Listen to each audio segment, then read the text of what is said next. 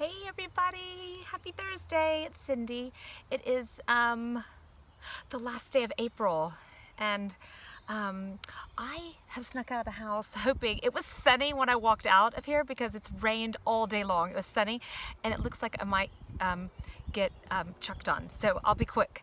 Anyway, today we are on, I can't remember what number, we on the sixth, seventh Beatitude, and that one is blessed are the pure in heart, for they will see God, Matthew 5:8. And the definition for pure, because pure is it's a hard word to kind of gauge. Anyway, the Webster Dictionary, so this is not like a theological dictionary, just the Webster Dictionary of pure is something that is unmixed with any other matter. So unmixed with any other matter. And you can think about things like oil and the purity of oil, or like pure gold. But what happens when you take things like oil and you're trying to make a balsamic vinaigrette dressing, and what happens, like you put the vinegar with the oil and you shake it up and you shake it up, and for a moment they're mixed, just like momentarily. But if you set that dressing on your kitchen counter and then you walk away for 2 minutes and you come back, they've like settled, and they cannot mixed together. And so that is what the definition of pure means, is that it's an unmixed with a material that's unmixed with another piece of matter. And so in scripture, when Jesus talks a lot about being pure in heart, he's talking about being this concept of being like singly focused, and particularly Jesus is saying being singly focused on the things of God. And so I've never heard this before, but I got this picture in my mind earlier today when I was sort of like meditating on this, is that being singly focused is that you can't, like, say I'm sitting here and I have this view right here in front of me.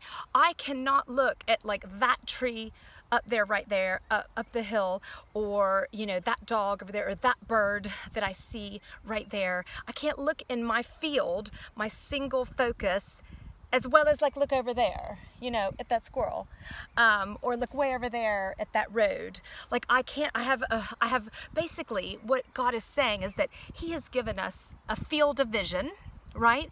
A field of vision of, beautiful things and wonderful things, lavish things to look at and experience and enjoy in His creation.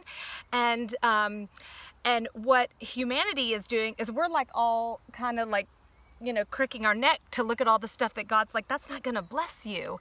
And so I started thinking about this field of vision. I was like, well, what is it, God, if we're to be pure at heart, what are we supposed to be, like, what are we supposed to be focusing on? And Philippians 4:8 came to mind, and I'll read it to you here. It says, finally, brothers and sisters, whatever is true, whatever is noble, whatever is right, whatever is pure, whatever is lovely, whatever is admirable, if something is excellent or praiseworthy, think or set your field of vision on those things. That's just the Cindy understanding of it today on a Thursday. It's just being single-mindedly focused on those things that God says that will bring blessings, because when we don't focus on those things, then there are other things that will be distractions to us, or maybe could be for our detriment. And so, what are we supposed to do, God? Because in this world that we live in, we've got a lot of things to look at, and we have the ability to, look everywhere and anywhere that we want.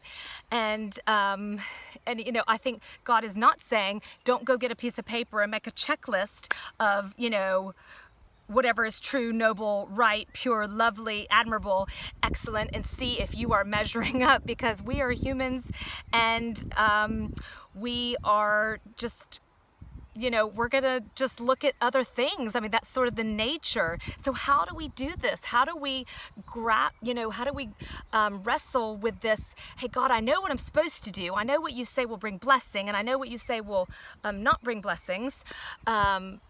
But what am I supposed to do? Because in my own self, I can't just constantly be thinking about all these wonderful, holy things. And I read somewhere else today that being pure of heart which is what we're talking about, means being authentic before God. Authentic. And that means coming to Him, giving Him the good and the bad and the ugly about yourself, because He already knows what your thoughts are anyway. He can read your mind. It's just this authenticity bit is just, He knows what we're thinking, but He just wants us to be brave enough to sort of, speak it out loud to Him and say, God, this is a good thing I'm doing, or God, this is a bad thing I'm doing. I'm not happy with this habit, or God, this is a really ugly thing, and I'm not liking how I'm feeling about this person, this thing, or this mindset that I have going on, and just bringing all of that to Him, because there's no sense in hiding it. And actually, that is when God, because another psalm that came to mind as I was typing this up is Psalm 51:17, and it says, the sacrifices of God are a broken spirit, a broken and contrite heart. O God, you will not despise. So that is so cool that actually God, who made us anyway, knows that we are going to be weak, and it's raining now, and knows that, that our motives are pure, that we want to enjoy all the delicacies of life that He has given us that are pure and true and are singly focused on Him. But we know that He knows we're going to waver. And all He asks, He says, the thing that I love the most, the sacrifice that's most pleasing, is when you just come to me with your broken heart and you just say, hey, here's all of me. This is the whole picture. This is everything, God. What can you do with me? And that is when He begins to heal and begins to retrain our mind to see Him, which is what this says, that the pure of heart, for they will see God. God doesn't say, come to me perfect. He says, come to me authentically, and then I will begin to change what your mind thinks about. So anyway, God bless. Have a wonderful day, and I will see you again tomorrow. Bye.